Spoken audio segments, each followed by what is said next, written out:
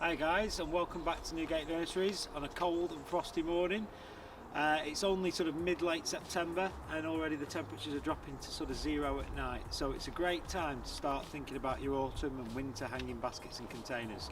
So today I'm going to show you how to make a wire basket. We did one in the summer, so now we're going to do one for the winter. So it's how to make a traditional moss basket for the winter. There's loads of options that we can use, and I'll talk you through all the options and then I'll make one up for you.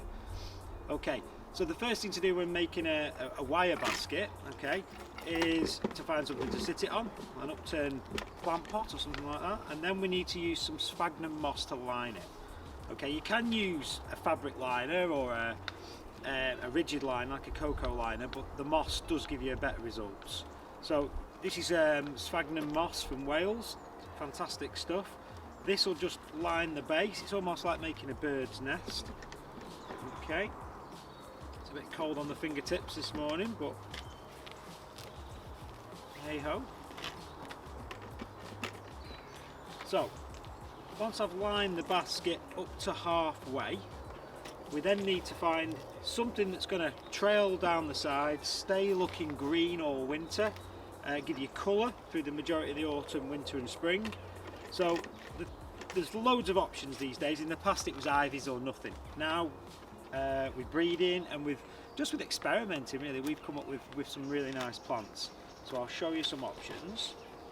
So the first couple of options that we've got are ajugas. Ajugas are a little alpine actually. They're evergreen.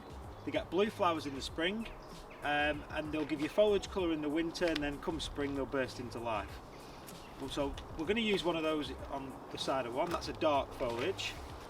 Another nice one to contrast with this as a foliage plant would be Callicephalus. Callicephalus brownie eye is a great plant. It's a wiry silver stem, it's evergreen, looks great with the frost on it, and that again will form a nice plant for the side. The third plant for the side, just to give us a little bit of scent, would be thyme.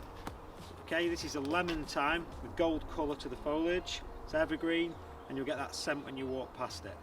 So what I'm going to do, and I always do this is in winter baskets, is we're going to use 3 foliage plants interspersed with colour. So what colour can we use for winter? Well, there's loads of options. So the first of all, pansies and violas. They're the old traditional ones, but there's been a lot of breeding on them now, so we've got a wide range of colours of pansies. We've also got violas, wide range of colours of those. Then we've got patiolas. Now patiolas, I've brought you one here to show you. Patiola gets a lovely flower. It's a little bit smaller than a pansy but larger than a viola, so it's a cross between the two. If you're looking for them on the website, they're called Viola grandissimos. Okay, so these will do the job. All these winter flowering plants will flower now. If you get them in as soon as possible, they'll do better, so get them in now. They'll flower then right through to sort of December time, when things start to go very, very cold. They'll get a little bit quiet and they'll just sit there in the green. And then come sort of February, they'll burst into life, and in May there'll be a real picture. Okay, now then, the one I'm going to use today is a really interesting one, and this is Pansy Freefall. So Pansy Freefall is basically a new breeding, and it's a spreading pansy. We also do one called Viola Injurio, which is a spreading viola, and these in the spring will really take off and trail. So we're going to use these round the side with these selected foliage plants. Okay, so once we've mossed up to halfway, we need a little plastic liner. That can be anything like just a piece of plastic from a compost bag. Okay, so that sits into the basket, and then we need to fill it with some compost. So compost wise, we're going to use the Easy Container. Easy Container compost is from Westland. It's got Planting Magic in it. Planting Magic's something that they don't sell anymore, sadly, but it's brilliant stuff. It's got little water retaining clay granules, it's got long-term feed, it's got all sorts in there, and seaweed. So that sits in there, so that all this feed won't kick in now, obviously, because it's too cold for the plants to take feed up now. You always stop feeding your plants in October, and then we start again towards the end of March when it starts to warm up. Okay, so got to pop the plants in now. Now if you're struggling to get the plants through the side, never go root through, always go head through the side of the basket. If you're struggling, then just get yourself a little piece of plastic and wrap the plant up in the plastic and feed it through. Okay, I'm not going to use that today because we don't need it. There's nice big holes here. So we're going to put this foliage plants in, and then we're going to miss a gap to put the colour in after. Okay. So using things like thyme in baskets are fantastic because, like I say, if you brush past them in the middle of winter and you're going back into your house, escaping the cold, and just that little bit of smell of thyme makes you think of spring. Right, that sits in there. Okay, now we need to put the colour in. So we're going to use these Pansy Freefall. They might not look very big, but come the other side of winter, they're going to be amazing. They're going to be trailing down, full of flowers. The blue, also colour-wise, obviously in the winter you can theme it to any colour you want because we've got all the separate coloured pansies and violas. This one I'm just going to do mixed for today. Alright. So the blue and the white against the silver really shows it off. And then when I've got a Juga down here, we need something a bit brighter, so we're going to use this nice. It's got a bit of dark, but it's got a little bit of yellow as well. Okay. So once your bottom layer's in, as you can see there, alright, then we need to backfill round with the moss to build up. So we open that moss up, we feed it in, we go basically round the neck of the plant, and then it wants to go just about a centimetre or two above the rim of the basket. That's just to give you a bit more room for root growth and make your watering easier.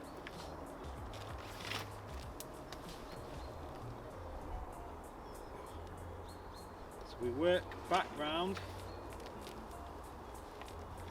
opening that moss up, keeping it nice and flat. Now the Welsh moss is far better to use than a lot of the other mosses available. You can buy it from like local moss, which is a bit bitty to be honest, from like Clitheroe, places like that, or you can buy even New Zealand moss, which seems a bit shame to drag it all the way across the world. So the Welsh moss is good stuff. Let's get some more. Sort of stays together a bit more. Okay, so once I've mossed this basket up and I've given it that little bit of extra depth by going above the rim with the moss, well then ideally you want to water it in. Okay, I'm avoiding that little bit today because it's about 3 degrees and it might give me some sort of frostbite, so that'll be watered after in the greenhouse when it's warmed up a bit. We're doing it early because obviously we've got to open up soon, so okay. Right, so the basket looks like it's lined, but it isn't fully lined because I can see some light coming through. If you hold the basket up to the light, work it round, you'll see where the gaps that you've missed are. Just a bit in the corner. Okay. Because that needs to be able to hold everything in right through the winter. Okay, so that's perfect now. So at that point, once you've watered your basket in, you could put a bit of feed in there just to get the roots developing. Something like Chempact number 2 is what we'll use later on it. Okay, that just gives it a bit of a boost to get growing. But after that I wouldn't bother liquid feeding until spring. So the foliage is all in around the sides with the colour. Now what do we need? Right, we're going to top it up with a little bit of compost. Not right to the top though, because the bulbs are going in next. So we always use dwarf spring bulbs in our baskets and tubs because they're going to give you that little bit of a surprise in the spring after a dreary winter and you're all a bit tired, and all of a sudden out pop the crocus, then the daffodils, then the tulips. Just gives you spring in your step.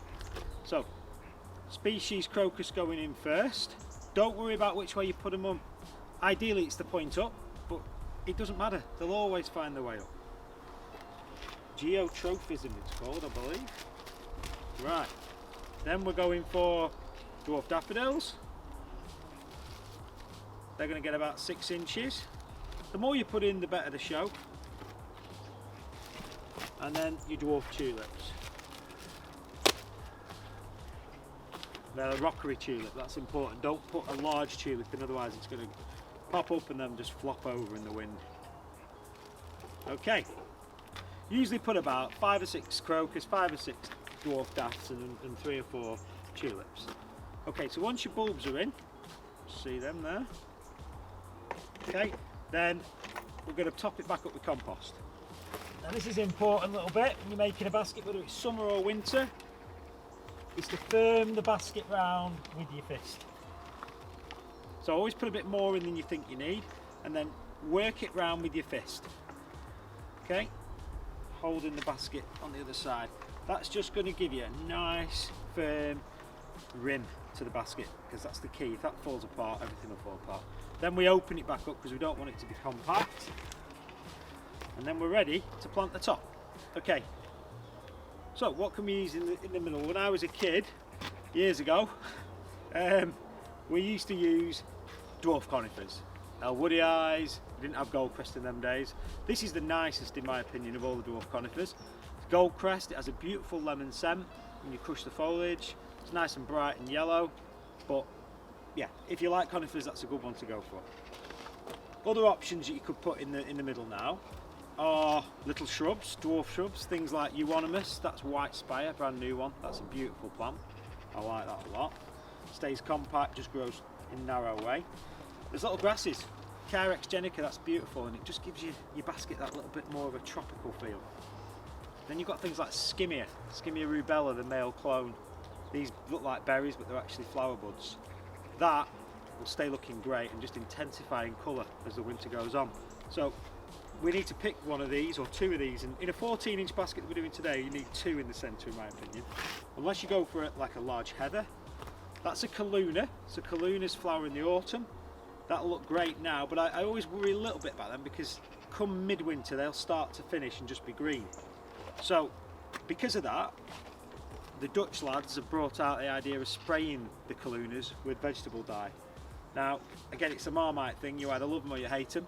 I think the lavender and the pink ones look relatively natural. I think the others, it's up to you, but you know, yellow and orange is a bit far-fetched in my opinion. So we can go for one of those as a bit of colour with maybe a grass behind it. Okay. If you're feeling a little bit more sort of unusual, you could use the Helleborus Niagara. This is beautiful, flowers through the winter, it's evergreen, Christmas rose it is. That would sit in on its own as a feature plant. Or if you like heathers but you don't want the Calluna because you don't want it to finish a bit early and you don't want to paint it, then you could use an Erica. That's a true winter flowering heather. The Erica will flower right through, just starting now, and it'll flower right through the winter. Okay, so today we're going to use this painted just because it contrasts really well with the gold Carex. Okay, so if I'm putting two in the middle, we want the lower one at the front and then the Carex at the back.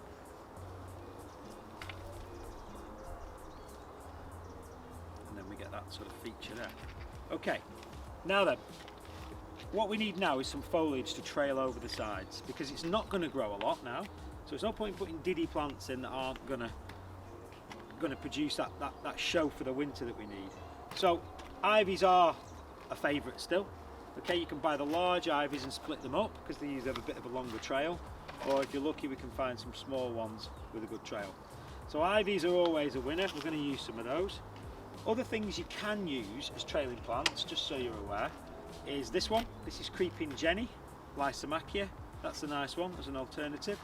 That gets yellow flowers, golden foliage all year round. And then there's Lamium. I'm not going to use this today because it's a little bit young, but that will grow pretty quickly. It gets white flowers, and it's just a nice alternative to an ivy. Today I'm just going to use the ivies because they've got that extra trail. Okay, so we need to again go in threes. So we're going to use this one because it's nice and gold. That's going to hang over the side like that. And we're going to go in a triangle. So we need 3 ivies, and then that breaks it up into 3 planting pockets for colour. Okay, so this ivy's a large one. I'm just going to split it.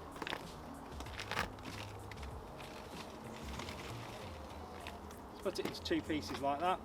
Can't go wrong.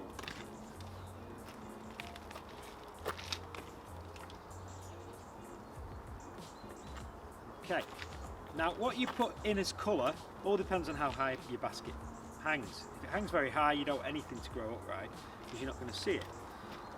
If it hangs a bit lower, or if you're doing a container, then you want the more upright plants. So this is where we'll talk about what we can use. So we've already covered obviously pansies, violas, all those sort of things. Other things you can use, especially in containers rather than baskets or in the middle of a basket, are the wallflower. Okay, this is called sugar rush. Comes in numerous colours. It'll stay green in the winter and then it'll flower with heavily scented flowers in the spring. So that's a really good plant. Another one you could use, getting more and more popular, are the Helleborus Daisies. These come in white, pink and red. Okay, these will grow more upright, but you could put them in the side of a basket and they would curl up, or you could put them in a container. And finally, well, not finally, because we've got primroses. Wherever I've put those, there we go. So Primulas or Polyanthus, we have both of them. They're going to flower in the autumn and then they're going to flower right through the winter. So they'd be nice to put in. But again, if you put the Polyanthus, that's going to have a tall stem, so you've got to be wary of that. And then finally, one of the most popular ones are the Cyclamen Miracle.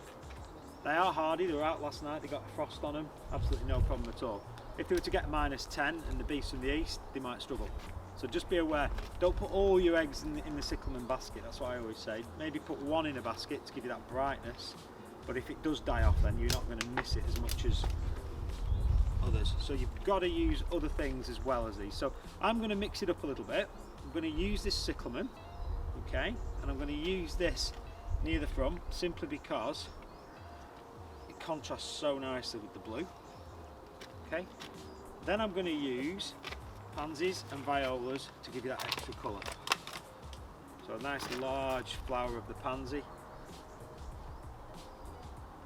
In between each planting pocket here we're going to get 2 plants that give you colour. So I'm going to alternate, I'm going to do pansy, then I'm going to do a primula.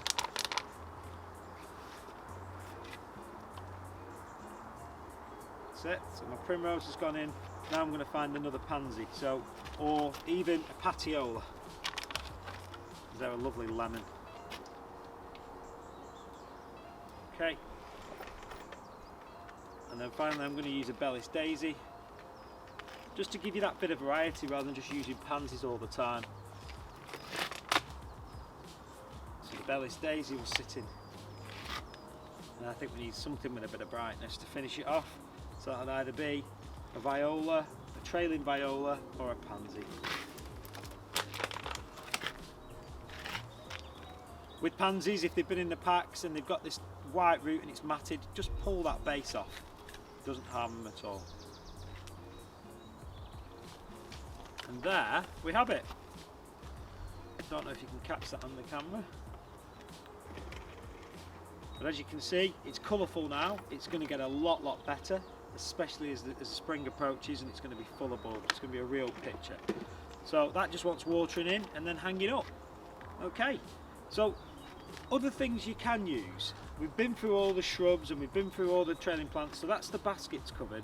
If we're doing containers, all the similar sorts of plants can be used, but there's also these down here. I've just picked out a selection simply because you don't just have to use the small plants, you could use one plant. One of the best plants and shrubs for winter are skimmias. These skimmias, these were part of the exclusive buried range. Okay, they're not easy to find these days, buried skimmias. There's things like obsession, passion, they're all compact in nature. They get the hermaphrodites, so there's male and female flowers. So in the summer you'll get more of the male flowers, then open, and then the berries form as the female takes over. So that's a really nice plant. One in a pot would look great. If you're using your buried skimmias, always try and include, even if it's just in the centre of your hanging basket, a small male skimmia that we talked about before, because that would then pollinate the female. Okay, so that's the male skimmia rubella. That's lovely. Other things you can use to give you colour in the winter. One of the best ones is Senecio. Senecio angel wings. Big, pure silver, bold foliage. Looks lovely with things like heucheras next to it. These lovely purpley and pink heucheras. You can get all different colours of heucheras, they're brilliant. Loads at the nursery. Other things you can use, believe it or not, cabbage. Ornamental cabbage, they look great with a frost on them. They'd be good as a centrepiece, and you could put your coloured plants around them. One of my favourite plants here is wintergreen or Gualtheria procumbens. Lovely red berries, foliage that smells of germaline or wintergreen, so it takes you back to those football changing rooms. Absolutely fantastic plant. And that will go in a container and just hang over the side, or just in the garden, somewhere shady and damp. Other things for colour this time of year, don't forget the anemones. Loads of anemones at the moment. They're all in flower and just starting, and they're great for a shady spot. And then finally, again, one of my favourites is Lycanthus. If you want a shrub, it's going to be no maintenance whatsoever. This is going to go really intensely red as the season progresses, as we go through the winter, and it looks lovely underplanted. So, cheers for that, guys, and I hope that's helped you. Come down to the nursery, we've got it all online as well, down at Newgate Direct, www.newgatedirect.co.uk, or just come into the nursery and we'll help you with it. Thanks a lot. See you again.